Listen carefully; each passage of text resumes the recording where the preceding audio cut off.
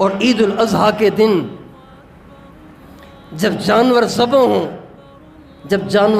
ہوں تو ان کو ذبح ہوتے وقت دیکھ کے یہ ضرور سوچیں کہ یا اللہ تیرے ایک حکم پہ ان جانوروں نے اپنی گردنیں کسائیوں کے حوالے کر دیں، میں تو تیری 5 وقت نماز بھی نہ نبھا سکا، مجھے معاف کر دے۔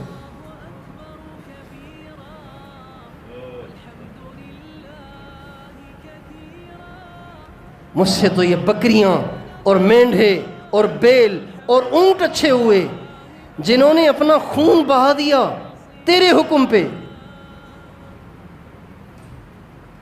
اللہ نے ان کو تابع کیا ہے نا، ورنہ بیل کو پکڑنا کوئی آسان ہے؟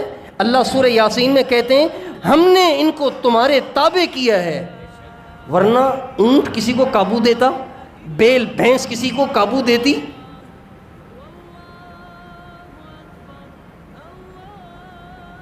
اللہ کا حکم ہے، ذبح ہو گئے۔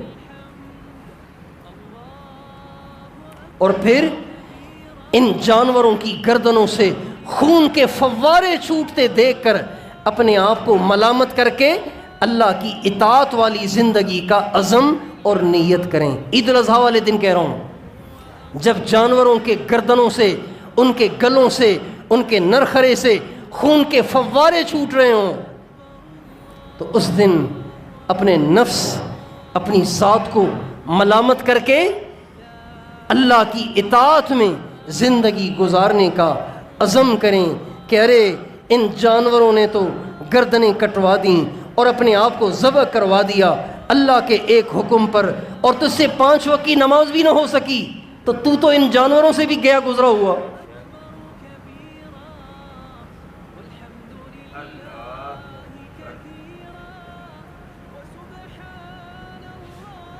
ہائے میرے رب، میں تو اس بکری جیسا بھی نہ ہوا کہ یہ تیری محبت میں قربان ہو گئی، اور میں نے فجر میں اٹھ کے تیرے سامنے اپنی گردن کو کٹوانا کیا، جھکا بھی نہ سکا۔